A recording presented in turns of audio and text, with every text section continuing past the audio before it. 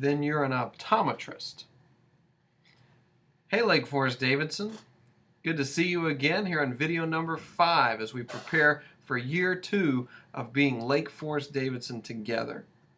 I'm really grateful for the ways that we have served DES and been a generous people worshiping in the cafeteria, what we now call the Worship Cafe, 2 Sundays in a row. We'll be back in the gym this Sunday at 10 o'clock. Look forward to seeing you then. Today I don't have anything really profound to say, not really difficult, but if you begin to implement it, it could have a dramatic effect in how you live your life.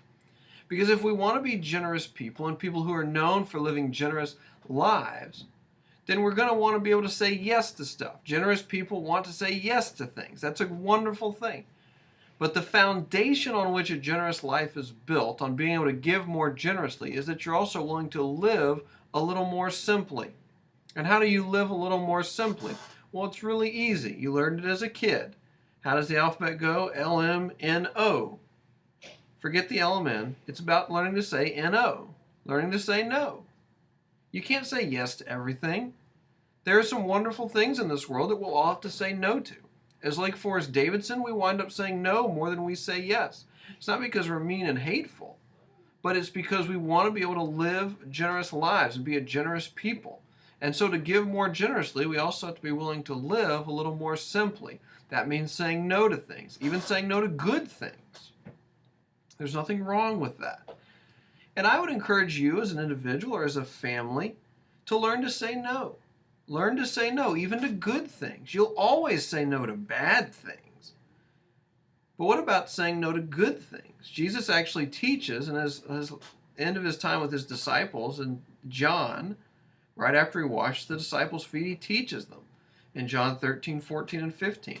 And some of what he teaches them about is pruning. How do you prune?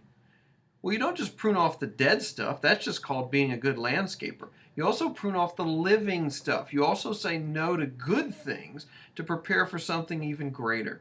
One of my greatest things I've experienced as leading LFCD over these last months has been at our night of celebration when someone stood up to tell a story, a God story, that they said no to something and it was not looked down on. It was actually celebrated.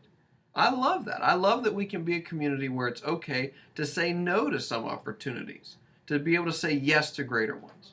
So it's a real simple idea, a real simple thing. But if you can learn to live it, it can have a dramatic effect.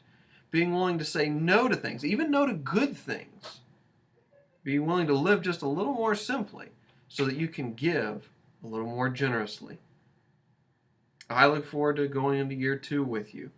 I love getting to be a part of you, Lake Forest Davidson.